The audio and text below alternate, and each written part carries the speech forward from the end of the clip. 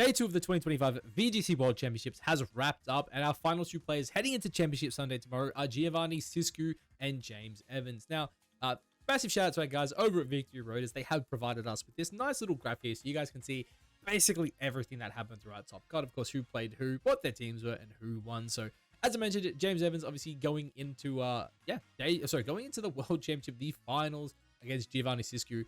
Obviously, you know, two incredibly good players. James is obviously a former world champion, for those who don't know. I believe he won in the seniors division a few years back. And Giovani, an incredibly strong player who's been running a very, similar team basically for the entire format. So just showing that, hey, if you do put in a lot of work with one team, you can definitely go a long way. Now, I will showcase the two videos and do a little bit of a breakdown towards the end of the video, but I did just quickly want to touch on the usage stats here. As you guys can see, again, we have the usage stats for day 2. Couple of things to mention. So Calyrac Shadow Rider, I believe on day 1 had roughly a 42% usage. So coming into day 2, it definitely spiked up. Both Calyrac's Ice Rider and Zamazenta rose as well. Miraidon was the big fall off of this event, dropping from about 47% usage down to about 30, which was pretty large for it.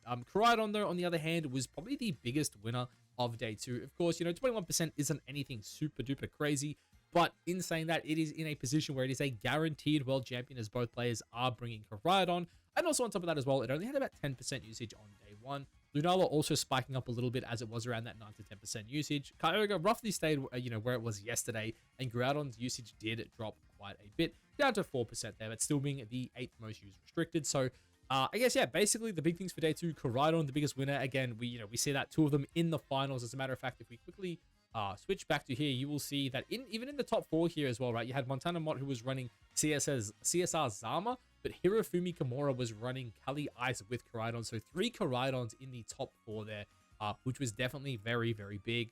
Of course, if we move over to the day 2 usage here for the regular Pokemon, of course, Incineroar, basically holds strong, right? 55%, it went up in usage. The most used Pokemon in the format for a reason. Just an incredibly strong support piece. Raging Bolt does overtake Urshifu Rapid Strike here, of course. Not, super surprising, especially with the amount of Koraidons in day 2. That their rise was quite big. A lot of the time, they do like to play with Raging Bolt, as it does really help into a lot of matchups. And of course, with them being, with the, I guess, Koraidon being, so heavily used on day 2, the Urshifu Rapid Strike does drop off just a little bit here. Definitely something worth mentioning here as well is Smeagol, probably one of the bigger drop-offs for day 2. Like, I don't want to say bigger, because, like, obviously it's still at 15% usage, but I believe it was 6th in usage, and by the looks of it, it's dropped all the way down to 9, so definitely fell off just a little bit. The Goat Chiyu definitely rising up here as well, same with Ursaluna. I guess, 2 just very powerful Pokemon when paired up with, of course, the Koraidon.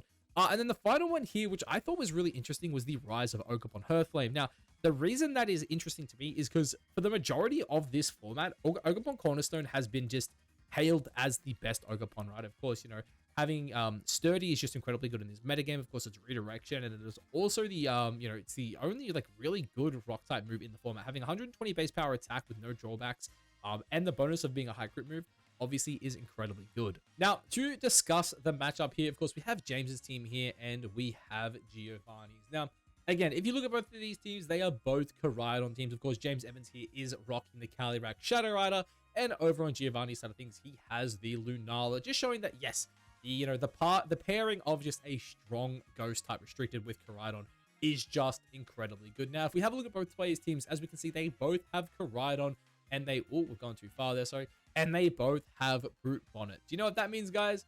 That means tomorrow, both Koraidon and Brute Bonnet are guaranteed to be world champions. Meaning that so far in Pokemon Scarlet and Violet, Miraidon won the world championships last year on Lucas Ceribelli's team. And this year, regardless of who wins, Koraidon, the other Generation 9 restricted, is guaranteed to win a world championships. Which is really, really crazy to think, right? On top of that as well, both players here are running the 2 best Fire Dark types. Of course, we have James Evans here with the Incineroar.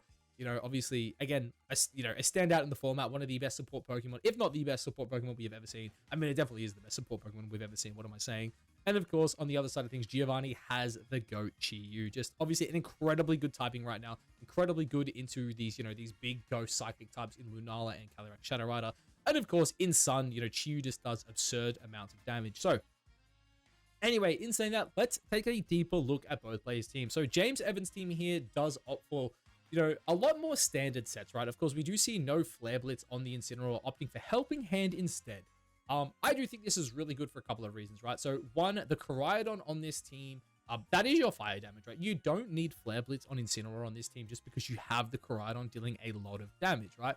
And on the other side of things here as well, this is a Focus Sash Calyrex with Encore, right? Obviously a very, very good support move, but it doesn't have the damage of something like a Nasty Plot Life Orb Calyrex does, right? And that's where Helping Hand Incineroar kind of comes in to mitigate that, right? Because you can lead, you know, CSR and Incineroar and just go for something like a Helping Hand Terra Ghost and kind of make up for that lack of damage that you're losing by not having something like the Life Orb, right? So very, very good there. Of course, Defensive Terra Water, very, very good in this matchup. The Raging Bolt on James' side of things here as well is the Assault Vest variant, you know, the Thunderclap, basically triple electric plus Dragon Pulse. Now, I do like this, right? Of course, Draco Meteor is a very, very powerful move, but a lot of the time, you know, Pokemon like Koraidon are likely just to, you know, terrify it in the face of you because they know, hey, I can live a T-Bolt, I can live a Thunderclap, I can't live that Draco. Of course, the Brute Bonnet here, though, Terra Water, which I do believe is going to be very, very important in this matchup for both players, especially if they can get through the opposing Ghost Restricted, right? If, you know, on James' side of things, he's able to take out that Lunala, all of a sudden Terra Water is going to be incredibly potent on this Brute Bonnet, right? It's going to lower the damage coming out of the Chiyu. It's going to lower the damage coming out of the Koraidon. And of course, it's just very, very good in general, right? Of course, the set here, it's Redirection, it's Spore, you know, it's Double Stab in Sucker and C-Bomb. Very, very good. The Sucker Punches from both of these Brute Bonnets is going to be incredibly powerful into the opposing, you know, Ghost Psychic Restricteds, right? It's going to be very good into the Cali. It's going to be very good into the Lunala. And of course, the Landorus Incarnate here for James Evans. If I'm being honest, I think this is the only one James guarantee does not bring to this matchup, right? When you look at it, right, if we flick over here, back to Giovanni's team, you think about, okay, what does Landorus actually do here? It's not very good into the Lunala, right? It's okay into the Koraidon if you can force the Terra out of it, but the issue is a Terrafire, you know, Flare Blitz is just going to pick up the KO. Of course, you know, it's all right into the Chiyu. Again, big problem here is that this is a Choice Scarf Chiyu. It's going to outspeed you, and in the sun, a Overheat is going to one-shot you. A Heat Wave is going to deal quite a bit of damage, right? This is a Focus Sash Flutter Mane with Icy Wind. Icy Wind kind of forces your Terra out, right? And then same goes for Root Bonnet. It's just very bulky. You know, I would say on on James' side of things, the one Pokemon that guarantee should not come to this matchup is the Landorus. If he brings the Landorus, it's a super big call in the late game. And I personally just don't think we're going to see it come out. Now, on the other side of the things here for Giovani, right, we have a bit more of a interesting team. So Giovani has a lot more, you know, ready to go offense, I believe, on his team, right? Of course, we have the Life Orb Koraidon. One thing we know about Life Orb Koraidon is the Terrafire Flame Charges coming off this one do a lot of damage. And we have definitely seen in the past where this Pokemon can just deal absurd amounts of damage into opposing Calyraxes, especially if it gets that +1 speed. One of the biggest things I think for Giovani in this set in particular is going to be trying to safely get up that Flame Charge. Because if Gio can get up that Flame Charge and get +1 speed onto this Koraidon, basically the Calyrex Shadow on the other side is going to have a very difficult time because you're going to have a Sucker Punch coming out of Brute Bonnet, right? You're going to have a Choice Scarf on the Chiyu. You're going to have a Speed Boost of Flutter Mane, right? There are going to be a lot of pieces that can really slow it down in the endgame if it takes any form of chip damage, right? Especially if that Koraidon does manage to get that +1 speed. Now, the other really interesting pieces in this is going to be this Ursaluna and this Lunala. Now, again, we saw from Wolf Lick in the round 8 of day 1, the Ursaluna on this team here can beat the restricted Pokemon, right? You look at James' side of things, he does not have Trick Room, right? The only real Trick Room abusers on this team, or Pokemon that would be good in Trick Room, would be Brute Bonnet, Incineroar, and Raging Bolt. Now, of course, the Brute Bonnet has a decent enough matchup into the Ursaluna, but the Incineroar and the Raging Bolt in Trick Room do not want to face this Ursaluna. Ursaluna is going to be able to pick up one-shots on both of them with Headlong Rush, even at -1 attack. So, potentially, you're going to have to look at something like forcing a Terra out into the Incineroar, into the Raging Bolt. And again, that's where things just start to get dangerous, right? Because again, you're probably not going to bring all of these pieces, but the Calyrex does not want to, click Astral Barrage in front of a Ursaluna, right? The Koraidon does not want to be in Trick Room versus the Ursaluna. Things like that, Facade will definitely deal quite a lot of damage, right? So the question here is, how does Giovani want to approach this? Because I think Giovani can really play it one of two ways, right? He can say, hey, yes, you've got the fastest mon in this game, naturally, which is that Calyrex Shadow Rider. But I have the Chiyu, I have the Speed Boost, the Flutter Mane. I have ways to just outpace you early on in the game. And then, of course, as well, if James does overshoot for that, right? If he says, hey, I need to make sure I have ways into this Chiyu, into this Flutter Mane, something like a Ursaluna under Trick Room could be absolutely devastating for Giovani. Now, I would say looking at Gio's side of things, all 6 of his Pokemon are actually pretty good in this matchup, right? Again, the Ursaluna has very, very positive matchups if you can get it in under Trick Room. That's going to be the biggest thing for this Ursaluna is if you can get it in Trick Room, right? Of course, the Terra Water Brute Bonnet, again, has a really, really positive matchup into a lot of Pokemon. The only one it doesn't really have a good matchup into would be that Raging Bolt. And that is why I kind of do think Raging Bolt potentially comes in this matchup. If we look back at James's team here, I would say if I was James Evans, the 4 Pokemon I would probably be looking to bring would be Calyrax, Koraidon, Incineroar, and Brute Bonnet for the most part. You could bring your Raging Bolt as like a hard call where you go maybe like double restricted Bolt and Incineroar. But realistically, I think on James' side of things, the double restricted, the Incineroar, and the Raging Bolt are just going to be way too crucial in this game, right? The defense boost that both of the Brute Bonnets will get is going to be very, very important, especially with that Terra Water in this matchup. And because of that, again, I think there's a chance we see Bolt, but I do think that's kind of going to be a Hail Mary for James. If James loses game 1, maybe we do see the Raging Bolt come out. But on Giovani's side of things, look, I think for this set, I think I've kind of convinced myself, I think Giovani is in the driver's seat here. I'm not going to sit here and tell you I know the ins and outs of this matchup, right? The way each of these players approaches could really change how they get, the outcome of this game, comes, right? Does Giovani want to go fast? Does he want to go the Flutter Mane, the Chiyu, and just put a lot of pressure on? Does he want to play a slow game where, maybe he looks at something like Lunala, Koraidon, Brute Bonnet, Ursaluna, get that Ursaluna in under Trick Room, and just eventually, just kind of power through, right? Because again, Ursaluna, that Pokemon hits so damn hard. 140 base attack with Guts boosted Flame Orb. It does so much damage that, I mean, realistically, if you can get to an end game where this Ursaluna is set up, things are going to be very, very tough for James Evans. Now, look, I'm really curious to see what you guys think about this matchup.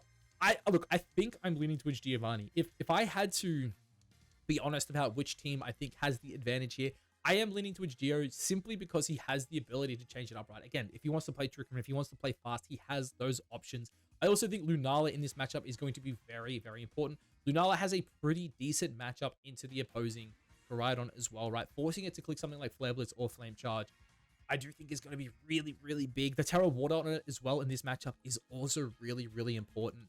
And of course, not to mention, I'm a Chiyu fanboy, right? I love Chiyu. It's my favorite Pokemon in the game. I would love to see it become a world champion this year. And then, guys, I guess just to round out this video here, we will just briefly touch on the players that were in Top Cut here, because I do think it is definitely worth mentioning. Of course, the event still isn't over yet. We are yet to crown a champion, but these were, arguably the 20 best players in the world this season. We had some absolutely outstanding performances, right? You see Ko here, who I believe had an undefeated run all the way up until running into Nick Navarre, who, again, one of the best players in the world. Nick, I believe, was running Cali Ice and Kyogre. I believe he was running a similar team as well to Talon VGC or Cedric. Really, really cool to see Cali Ice and Kyogre. Having some pretty good results here. Both players Talon did not make it through to top 16, unfortunately. But yeah, I mean, just look, 2 incredibly good players, 2 incredibly good teams. Really cool to see Kyogre getting some usage there, of course. Now, just looking through the list, who else I want to talk about? Montana Mod as well. In the top 4 again. If you guys didn't see earlier today, I did kind of live commentate, I guess, both top 4 games. They were a lot of fun, 2 incredibly good games. Definitely worth checking out if you guys didn't already. And I guess I'll kind of use that as a plug as well. I will also be doing the World's Finals tomorrow. Unfortunately, it will not be live, but I will do my best to avoid everything until I get home. Unfortunately, being Australian, I believe the World's Final starts at like 10 a.m. for us on Monday. And unfortunately, I got a job, I got to go to work. So I unfortunately can't do it live, but I will do my best to avoid everything I can. Just that way my reactions are as raw as possible. Massive shout out as well to Masayoshi. They had a fantastic season out of Australia. Really cool to see one of our guys getting top 16. So yeah, shout out to them. Of course, Michael Kelch as well. Once again, Michael Kelch finishing in the top 8. I believe it's like technically the last 3 years he's gotten worse every time, right? 2023 it was World's Finals, 2024 it was top 4, 2025 it's top 8. But nonetheless, Kelch, an absolute beast, man. You see him rocking that Power Knight. Dude, Power Knight in 2025, him and Montana Mott, shout out to the 2 of them. Really cool to see that, both Dragonite and Xian Pao could make it into the top 16 and the top 8. Oh, sorry, the top 8 and the top 4, I should say. Of course, Hirofumi here. One thing I will say about Hirofumi, that is kind of like really sad, is the Japan streak is over. Honestly, I was sitting there thinking, dude, bet the house on Hirofumi. Japan always wins in the odd year. I think like every year since like 2015. I think they won 2015, they won 2017, they won 2019. No one won 2021 because of COVID. But then obviously as well, Shohei won 2023. So like Japan has always just dominated the odd years. Of course, it's 2025. I was sure once like we got to top 4, I'm like, yeah, Hirofumi kind of got this bagged up. And unfortunately for Hirofumi, Giovani just played an absolutely outstanding set of Pokemon today. Again, go check out those games. I did it, you know, they're on the channel if you want to go see them. Yeah, check it out. Chopper Cross as well, rocking that Power Knight as well, which is really cool to see. Chopper, I also love seeing like Chopper in events like this. You know, obviously he just missed out on top 16, but one of the best players in the world, super consistent. I've done a coaching session with the guy as well. He's incredibly good at the game, incredibly nice. James Beck as well, super sad not to see him go further, man. He was such a high seed. He was running a Regieleki, one of the coolest teams in the event. Yoshitaka as well, the only Ho-Oh in the entire event. He was the 7th seed coming into the top 16 as well. Of course, you know, running into Mao as well, a pretty solid matchup, but unfortunately was not able to get it done there. And of course, Giovani down the bottom there as the number 2 seed. Absolutely dominant so far throughout this event. And personally, as I said, my pick to win it all. Now, again, one big thing to talk about here, you know, unfortunately, we didn't have the top 16 stats, nor do I think Top Card Explorer hasn't updated for me, have they? Dude, if they updated it, oh my god, you know, I'm not kidding you guys. This was not here like 15 minutes ago or 20 plus minutes ago when I started recording this. That's crazy. Come on, can you show me the top 20 teams? Is this... Oh, no, it is actually just straight up in order. Okay, so of the top 20 teams, yeah, look at this, man. Karide on 6 of them. Cali Shadow, obviously, on 13 is kind of crazy. You know, Fraud right on, going back to the fraud allegations. Oh, dude, I actually wish I knew this was up before I started recording, man. I swear I checked this, boys. I checked this. But yeah, really cool there to see, you know, Koraidon, the 3rd most used restricted. If you told me coming into this event, Koraidon would be the 3rd most used restricted in the top cut, I would have thought you were lying. Kali, Ice, Miraidon, both kind of on fraud watch right now. Lunala, definitely not seeing as much play as it should have. My goat, Chiyu. How many Chiyus were here? Am I blind? Chen Pao. Dude, is there only like 1 Chiyu? No way. I have to be blind, right? Dude, only 5 Urshi Rapids? That's insane. How did he drop so hard, man? And yeah, dude, 1 Chiyu. Yeah, come on, Gio. Only Chiyu in top 16, baby. Man, I really hope Gio's able to pull it out. I would love to see James Evans win as well. They're both incredibly good players. Really, at the end of the day, I'm not too fussed who wins. I think I'm leaning towards Gio on the team side of things. And of course, he has the Chiyu, so because of that, I'm extra hyped. But look, as I said at the start of the video, Koraidon and Brute Bonnet are both guaranteed to be world champions. But yeah, guys, anyway, look, that's going to be it for today. Obviously, we have Championship Sunday tomorrow. As I said, I will see you guys there. I will be, you know, I'll be casting the finals. I'll probably even do a breakdown of it as well in the coming week. And of course, as well, we have the closing ceremony tomorrow where we will hopefully get news on Pokemon Champions. I am praying that Pokemon Champions is a January release and they announce that tomorrow. I just need to know in advance. Your boy needs time off work for that kind of thing. But yeah, anyway, guys, that is going to be it for this video. I will see you guys tomorrow when we talk about the World Finals for 2025.